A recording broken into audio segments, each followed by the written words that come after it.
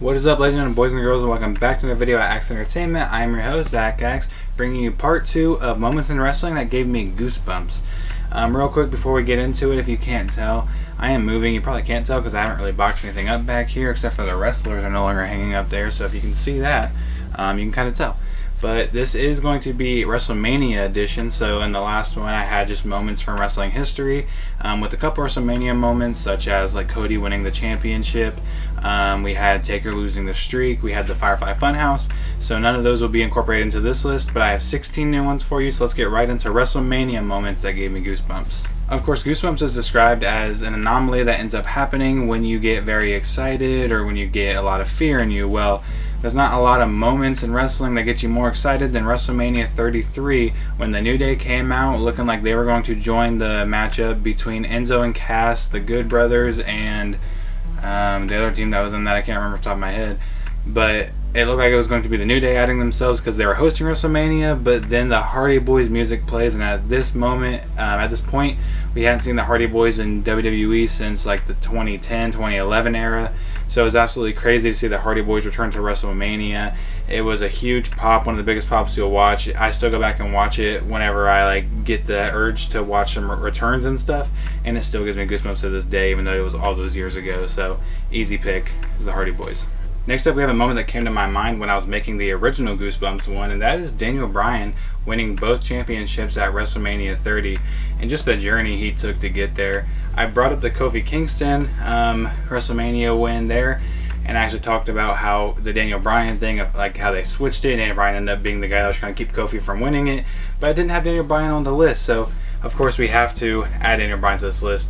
Amazing moment. Daniel Bryan beats Triple H in the first match of the night, and then we move into the main event where this guy who's a perennial B+ player finally gets an opportunity to hang out with the big dogs, and he wins the big one, beats Batista, the guy that they were trying to force feed us at the time that we didn't want to see, and Randy Orton, the guy that was currently the champion, to win both titles, all with the cherry on top of Connor the Crusher being at ringside and getting a big hug from Daniel afterwards.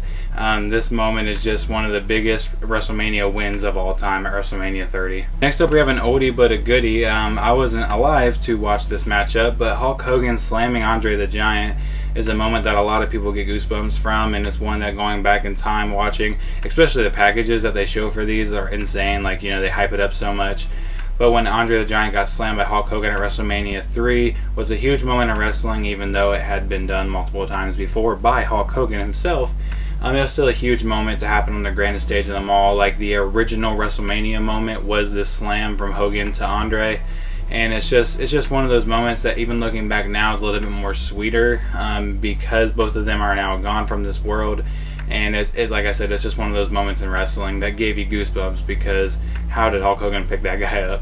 So in the first part, we had Cody Rhodes winning the title at WrestleMania 40, but what about 2 years prior to that when he made his big return at WrestleMania 38? Of course, Seth Rollins was in danger of missing WrestleMania. He did not have somebody to face at WrestleMania 38, so he said, you know what, I'm going to go have an open challenge.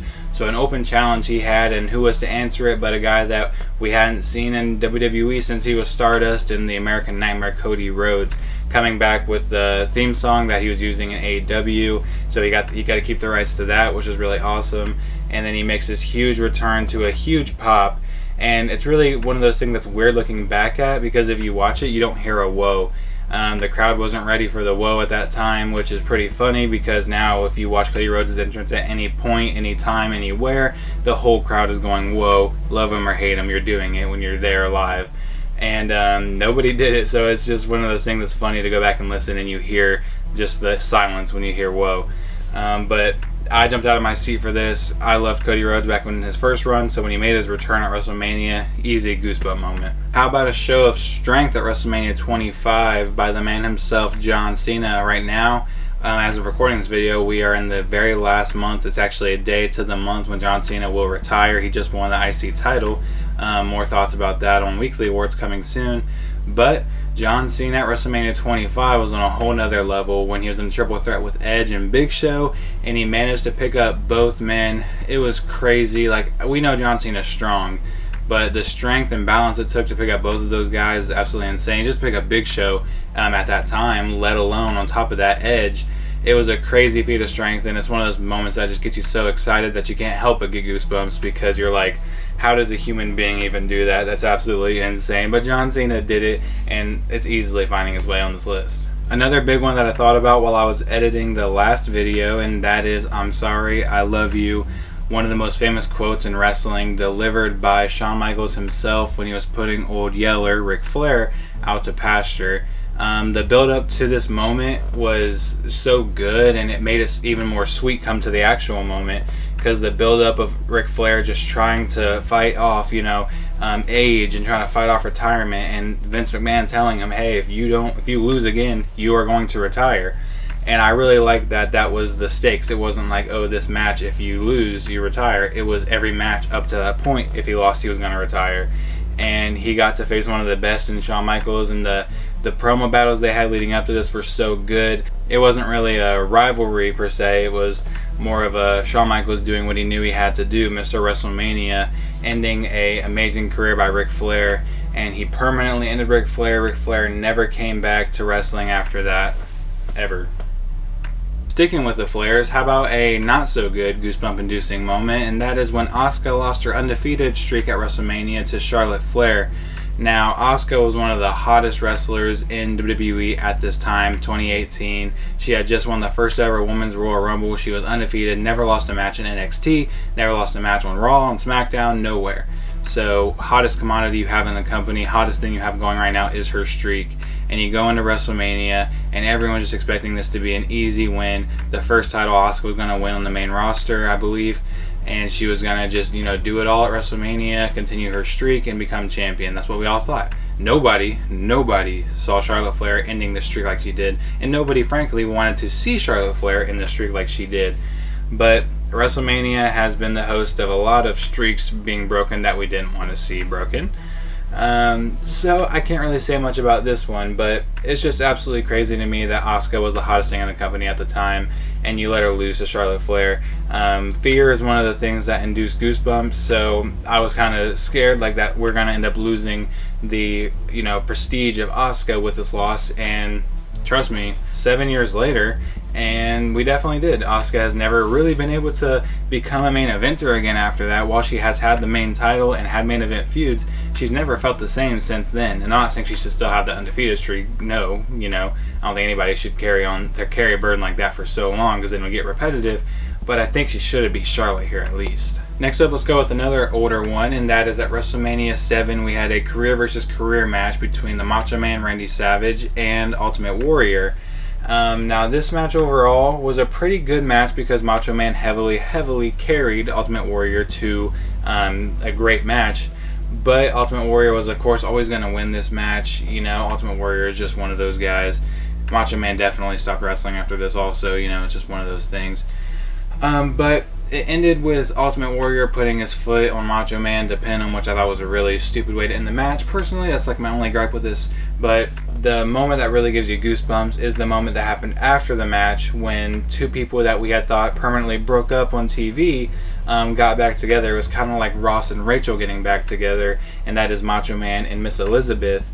Miss Elizabeth joined Macho Man in the ring after the match, and they had a big hug, and it's just one of those wholesome, feel-good moments in wrestling, and it got to happen on the grandest stage of them all after a pretty decent match. So it just it overshadowed the match definitely, but it wrapped up what was a pretty good night for Macho Man, even though he did have to lose his career and sadly never, ever wrestle again. We were just talking about streaks a second ago with Asuka, so let's talk about another streak, but this time a reverse version of the streak, and that is when Kurt Hawkins teamed up with Zack Ryder, to the Edgeheads, to end his 269-day match losing streak. He had lost almost 300 matches, and I personally think that number was inflated, because I know they're counting house shows and stuff, but I don't think he could have. Anyways, the Revival put their Raw Tag Team titles up against this guy that hadn't won a match in who knows how long, and Zack Ryder. And though it wasn't the best match, it wasn't the most entertaining match overall, it was still definitely a spectacle to see that at WrestleMania,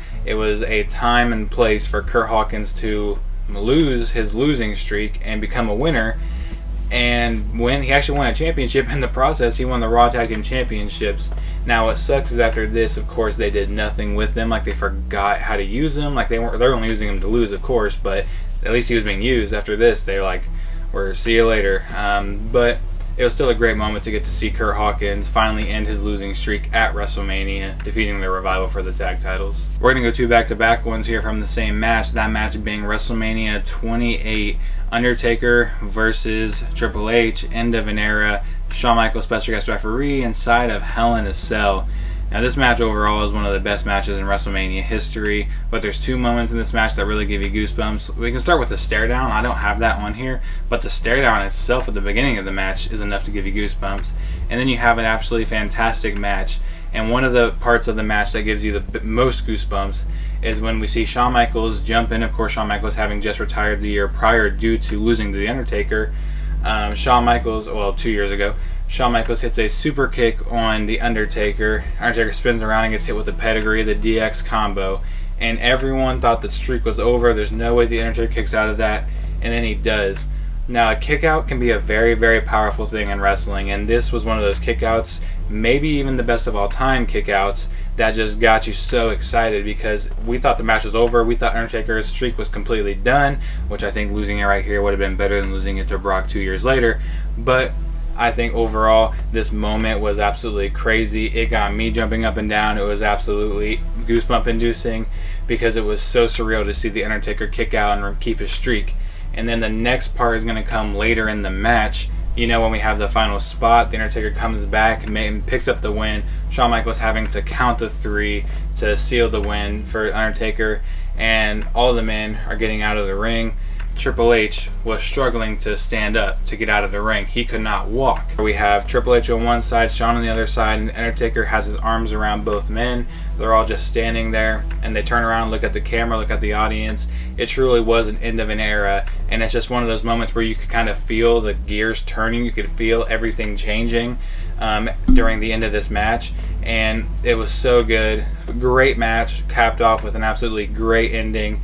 This easily, like I said, one of the best matches in WrestleMania history. If you haven't seen it, I don't know what you're doing at this video, honestly. Let's turn to the females for a second and go to Bianca Belair picking up her first ever title at WrestleMania 37 in the main event of night 1. So Bianca Belair, up to this point on the main roster, had not won a championship. Of course, we did not have the women's mid-cards at this time. So the only titles you could really fight for were the main titles.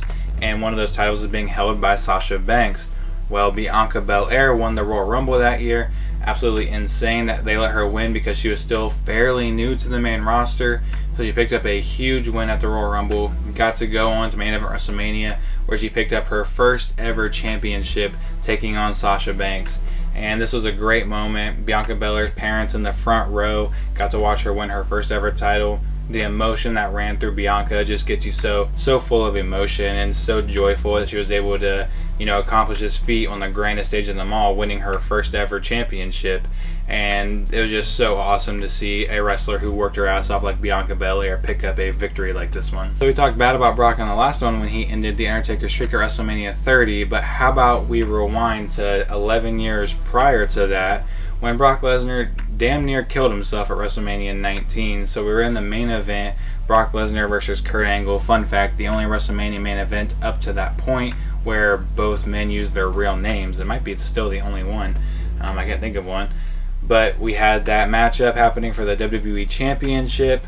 Kurt Angle laying on the ground. It was a good match, a great match before this. But Kurt Angle's laying on the ground. Brock Lesnar goes up for a shooting star press, a move that he had hit many times before this. He had to pull it out for the WrestleMania moment, but he ended up making it even more of a WrestleMania moment because he missed it and he landed like kind of on his neck, head area, and gave himself a concussion. And it was absolutely crazy. He actually finished the match. He got up and finished the match, beating Kurt Angle and winning the WWE Championship. But it's one of those scary moments because, like I said, fear is one of the elements that give you goosebumps, one of the emotions. And it's definitely a fearful moment when you see a main eventer in the main event of WrestleMania land on his neck from a move like that. High impact, could have been easily the end of Brock Lesnar's career. But he fought through, and he definitely delivered a WrestleMania moment that night on WrestleMania 19.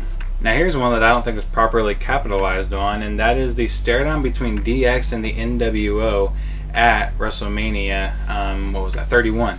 So at WrestleMania 31, we got a match we thought we'd never see, and that is Triple H, who was a lifetime WWE guy, and Sting, who was a lifetime everywhere but WWE guy. Sting had finally came over in 2014, and they ended up getting to work together at WrestleMania. Now I have a lot of things to say about this match, starting with Sting should have definitely won this match, but of course Triple H had to win this match because it was under a WWE roof. We're not going to let Sting win. But that's not the part that gives me goosebumps. The part that gives me goosebumps in this match is when the NWO came out to help Sting, of course, with the DX coming out, with DX coming out to help Triple H. And we had a stare down. We had the New Age Outlaws, Shawn, Triple H, and X-Pac on one side, and on the other side we had Nash, Hall, Hogan, and Sting with a stare down.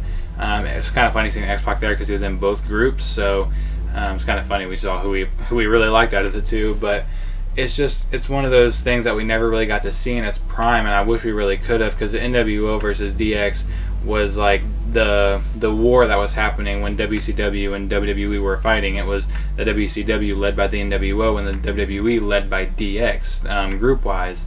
So to see this face off that was 20 years in the making was absolutely insane. Of course, it couldn't lead to anything because everybody in the ring at this point was past their prime except for Triple H, because he was still putting on pretty good matches at this time. But everybody was past their prime. Most of them retired. So we weren't going to get a match or anything, but it's just, like I said, one of those moments that we've never got before. So when we finally get it, it definitely gives you goosebumps. And it's even sweeter now that the NWO, of course, we've lost not only Hulk Hogan, like I talked about earlier, but also Scott Hall. So it's one of those moments that just is made sweeter with as time goes on. And yeah, it's just a great moment overall. Getting into our last two, we're going to actually stick with WrestleMania 31, and we're going to go ahead and go to the main event. So picture this, a main event that nobody wanted to see.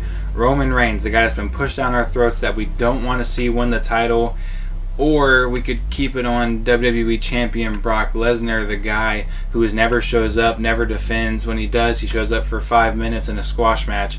We didn't want to see either of these guys continue to be WWE Champion. We wanted one of our new, fresh, shiny toys to win the title. But obviously, this night, it wasn't going to happen. It was going to be Brock or it was going to be Roman. So we had to sit through a boring match. We get what we wanted but didn't expect, and that is the heist of the century. Seth Rollins made his way down to the ring to cash in his Money in the Bank briefcase and save WrestleMania. Everybody was so happy because nobody wanted to see these two win. I feel like even if your favorite wrestler at the time was one of these guys, you didn't want to see them win this match. So Seth Rollins came out to save us all from that. I got so excited when I heard his music play because like I said, I'm in that mindset of we're going to go home disappointed either way. But we got saved by Seth Rollins winning the WWE Championship in the main event of WrestleMania 31, pulling off the heist of the century by pinning Roman Reigns. Just such a sweet, sweet moment for Seth Rollins, and he put the company on his back and carried it after that. Now, the last one on this list is one that hits a little bit more close to home because it's one of my favorite wrestlers of all time, Shawn Michaels, my second favorite wrestler of all time to be specific. WrestleMania 25, he had my favorite match of all time against The Undertaker, two of the best to ever do it, going at it, amazing match. Then a year later, we had a match that wasn't as good because how you gonna match that one at WrestleMania 26? The lead up to this match was so amazing. Shawn Michaels' character work was so good leading up to this. Starting at the Royal Rumble, him so desperate, saying that there's no way he can be eliminated. He needs to fight The Undertaker, who was the World Heavyweight Champion. But as the time got closer, it looked like he wasn't going to get that opportunity. The Undertaker was World Heavyweight Champion. He was going to fight the winner of, he was going to win the Chamber and go on to fight somebody else at Mania. Shawn hadn't earned the opportunity. So what did Shawn do? He cost him the World Championship at Elimination Chamber. So the lead up was so good. He got The Undertaker to agree to fight him if he put his career on the line, which he did. And of course, career versus streak, some of the biggest stakes you'll ever see in wrestling. And Shawn Michaels ends up losing this match that was still very good. I don't like that it's compared to the other one because I think it's still a very good standalone match. But Shawn Michaels does lose and is forced to retire. And watching this live, I'm pretty sure I cried, I'm not going to lie, because this is one of my favorite wrestlers of all time. And he's being forced to retire. And it's one of those moments that's just so surreal because I'm losing one of my favorites, one of the guys that I turn on wrestling every week to watch, and now he's just going to be gone from the company, and it really, really sucked at the time. It's so poetic to the way he went out, though. I still got goosebumps because I was scared I wasn't going to get to see Sean anymore, but I was also, excited because Sean gets to go home and finally retire, which I'm sure at this point he was really excited to do. But that little break afterwards, the speech later on that week, everything was great afterwards, and Shawn Michaels being forced to retire at WrestleMania 26 is definitely a moment that gave me goosebumps, and it was sad because he never, ever, ever, ever wrestled again. Alright, that's all I got for you. I know it's probably crazy. You guys are like, I haven't seen that original video from Zack Axe in a while. It's been weekly awards or the R&Rs, but I'm trying to get some more original videos out for you guys. Like I said, it's going to be a little bit more hectic going forward because I'm currently moving. I expect by the time weekly awards comes out that these guys will probably be taken down, so I'll just be sitting in front of a blank wall. But then, of course, I will be moving very, very soon, most likely beginning of December. You guys will get to see the room tour. You guys will get to see everything new that's happening with the house, the new setup. I'm really excited for it, so if you guys want to follow up with that, go ahead and stay tuned for me. Like the video, subscribe, leave in the comments some moments from WrestleMania that gave you goosebumps, and I'll see you guys in the next one. Ring the bell if you want to notify a video like this one. Peace. I am him, you are not, I am grim, you are lost, heating up, ovens hot, beating up all the frauds. You're a king, I'm a god, y'all got bling, I do not, cause I'm clean, y'all get clawed. On the top, y'all are frauds, at the top of my game, but still I get no fame. That's cause I would never pay for a fan to come my way. Yes, my favorite wrestler, Santa Jack. Why even move him at this point? They're gonna be gone in like a week.